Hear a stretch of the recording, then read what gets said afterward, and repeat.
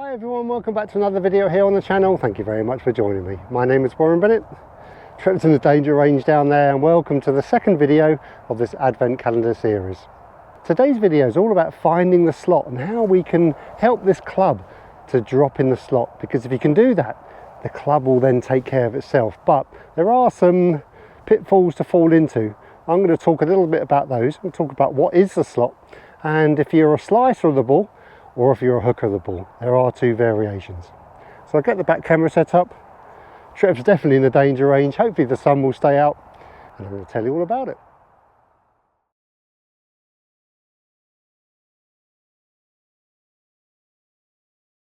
Okay, thanks very much for joining me for the second video of this advent calendar series.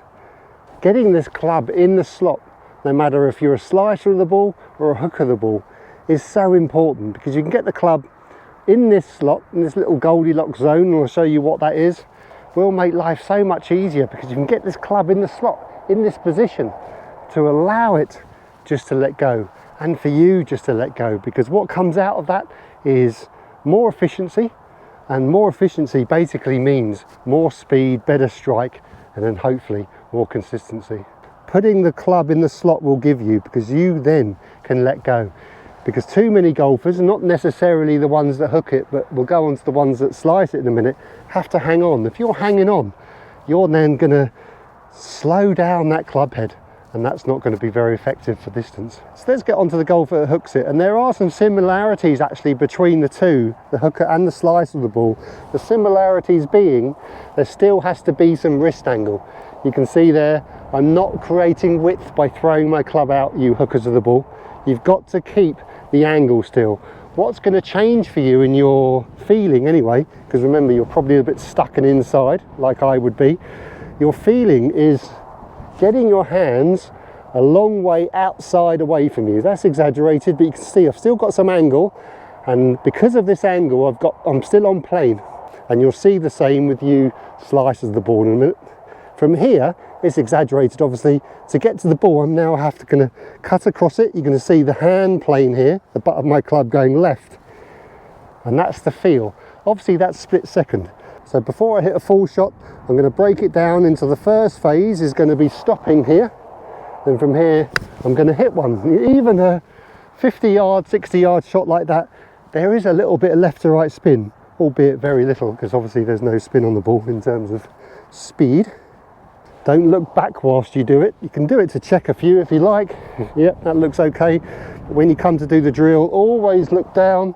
Take your time. I know that's massively exaggerated. To get to the ball, I've got to go really left from there and then hold it off. Obviously, I've got to hold it off, because if I release it from here, it's going to go left and left. So there is just a slight change in the release pattern by just holding that right wrist angle, keeping the angle of that wrist there. Out, exaggeration, across. It's not a distance or a strike or a result based. Great exercise to do in a net, great exercise to do at home with an air ball or just practice swings, but it's always more beneficial, I think, to hit a ball this way. On Patreon I put a video on what's feel and real, and this is exactly what I did. Basically my feel is this, but my real won't be anywhere near that. Exaggeration, first phase. Make sure my hands and the butt of my club are going out, out. Get some width. Haven't gone in yet, get some width. From here, I'm now cutting across it, holding it off, a little bit Tommy Fleetwood style. Okay, rushing it for the video. We're now not going to stop. Now this is going to be tricky, so we're just going to take the pace off it. We're going to swing 1 out of 10 speed. That's difficult. I sped up a little bit there. The instinct is to speed up, because you want to hit the ball in the air and hit a decent shot, but if you can try and get away from the instinct to speed up, keep it that speed all the way through. Take some practice that, because the instinct, like I said, is to get the ball in the air, and to get the ball in the air you've got to hit it a bit. But it doesn't matter if it nobbles across the floor, especially into a net, because you are practicing your mechanics, your width there. A little bit of a pause that time.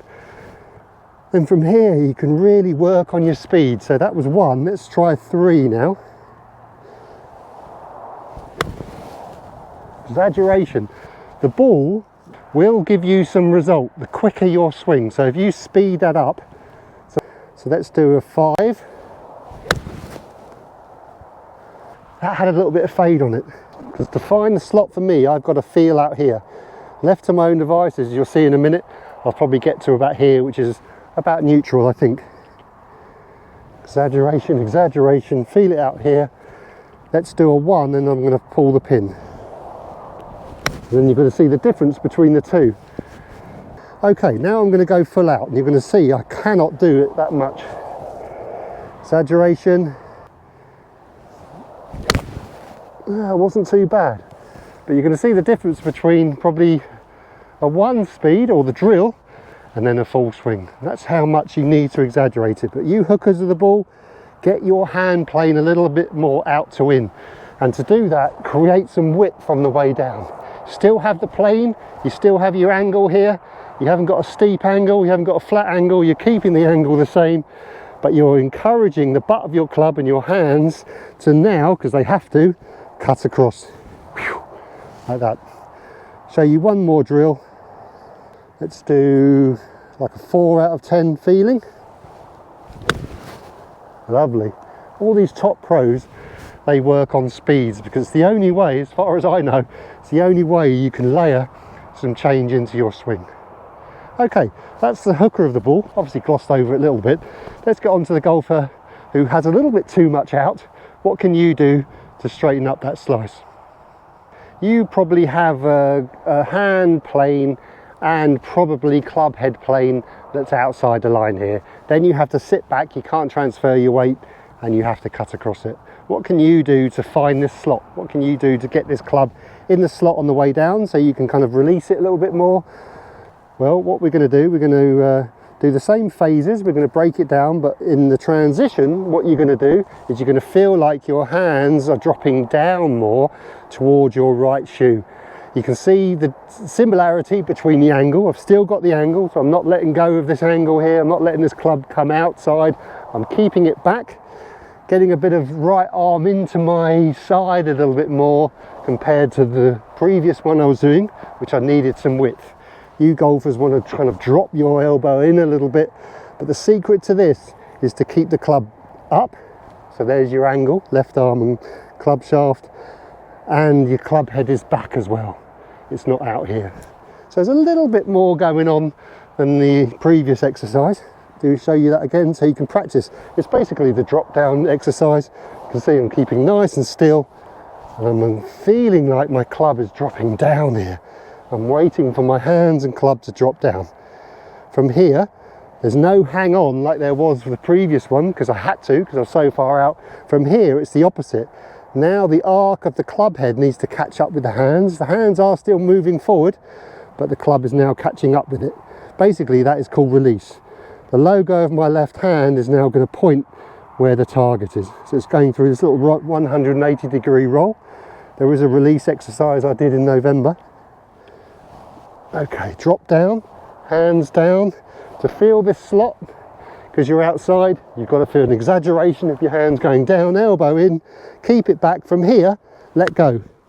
You can kick in a little bit, but I want you to exaggerate letting go from that position. So let it go from here. Generally the ball will get in the way if you do it properly. If you get the club in the slot, you can now just let go. You're basically, from here, you're now just letting that hand. If I had my right hand, I'm just basically squaring it up here. I'm not doing it with my shoulder. I'm just allowing my wrists and the angle to uncock. It's not really a result-based exercise in terms of distance, so please don't hit it too hard, because then you'll start hitting it with your body.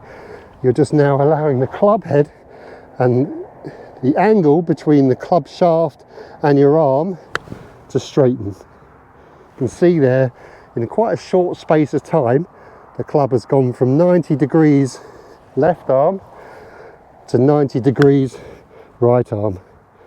Difficult. If you're used to doing this, it's difficult, but a lot of good things can come from release, but you've got to find the slot first. Your hands have got to feel a little bit more behind you. Remember, the right arm's still got to be in. It's not going to be behind me like this. Behind my hip, it's still got to be in front of my hip. That's why a good coil, allows me to drop in front of me, keep the club back and up behind me. From here, if you release, a little bit of kicking if you like. If you do it properly and you start exaggerating it, the ball will pop out to the right, which it just did there. Beautiful. And you can see with these little shots I'm doing, I'm not really doing a lot. There's a little bit of kicking, head still, not even looking yet. So I'm hardly moving and everything is happening down there. Kind of like yesterday's swing, less is more. You're not going to be doing a lot now, and you'll feel that. Especially golfers that slice the ball, they really put too much effort in. That poor club head can't square up. Generally they're over the top, a bit steep, and then they have to hang on. Everything's a bit high right. Remember, if you're a slicer and you've been told to release, that's wrong, because if you're over the top and you're going to release, you're going to smother it left. You've got to have the pre-impact correct first. It's difficult, but you only need a little kind of Goldilocks zone with this slot, that's for certain. Okay, moving on, and if that's you and you find that a little difficult, stay with that into your net or air balls or on the range. But we're going to now blend that up. Beautiful. So we're going to really wait for that first half of the downswing. Remember, it's a downswing for you slicers of the ball. Down, keep the club up, release through. So just keep on repeating that. Good backswing, good coil, down. Beautiful. There we go. Remember, it's not result based. I haven't even looked at that. I don't even know where it's gone.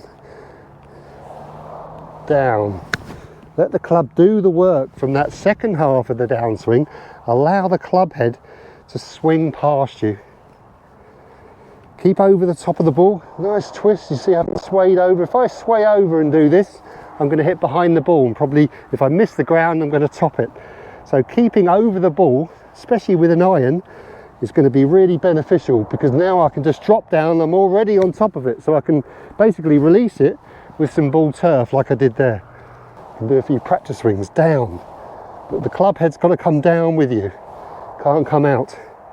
Don't get sucked into hitting this too hard. Keep the angle nice and light. Let go. Practice the full release. The important bit is to not do it with your shoulders. Too many people put that effort in. Remember, from this slot position, you slice of the ball. From the slot position, you're keeping nice and still with your chest still. If that makes sense. But I am kicking a little bit of weight shift at the same time. Gave that one a bit extra. That was phase one. Phase two, we can work on the speed. So one. Don't get tempted to hit it too far. Look how still my head is. A little bit of kicking like yesterday. What is the ingredients of the less is more? It's exactly the same as that. First of all, we're working on a bit of gravity. Down, release. Took my time on the downswing there. No rush. If you want to change your golf swing, start from the foundation upwards. And to do that, really make sure you're kind of doing it correctly. If you're hitting a lot of golf balls, make sure you're doing it correctly. So important. Don't want to practice the wrong moves. A little bit quicker this time. Do a few rehearsals. What does it feel like? Movement brings feeling, remember? Okay, 3 out of 10. Let that one go if you like. Let the release go. See what your finish feels like from this new release position. The club head should be pulling you through to the finish. Look at that replay there of that shot. Look how down, it's exaggerated, but look how down and through I stay.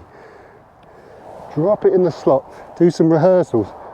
Drop it in the slot, exaggerated, feel down, feel even more down. You don't want to go too far behind you here, because the more down behind you go, the more the club then wants to get thrown out, because the right arm gets stuck, you see, the right elbow.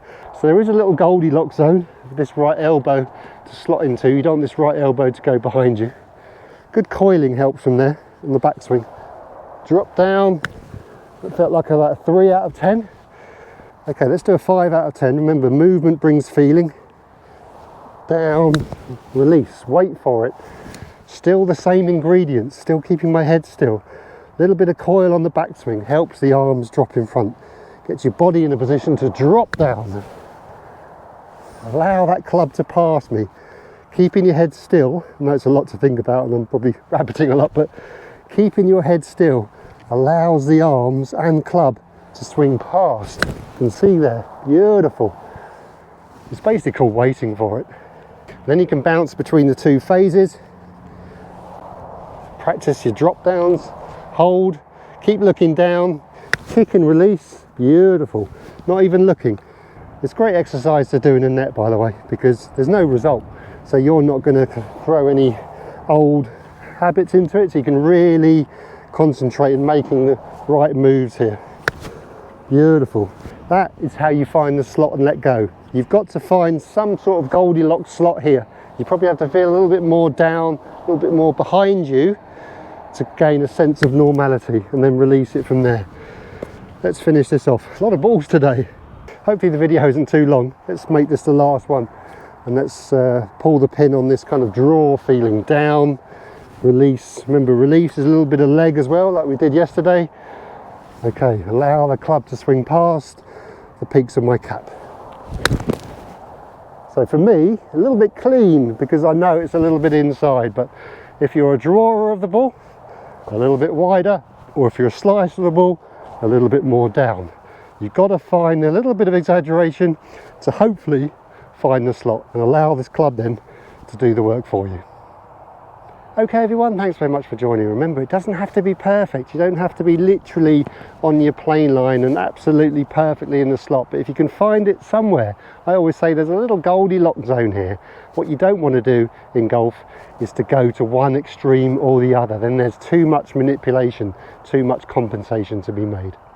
Okay, so I hope that helps you, and hope you can find the slot and give this club the best chance to swing through. Okay, so for myself and Trev, and a beautiful Tuesday here on the middle range at Chesterfield, we'll see you tomorrow. I look forward to seeing you, and thanks very much for watching. Cheerio!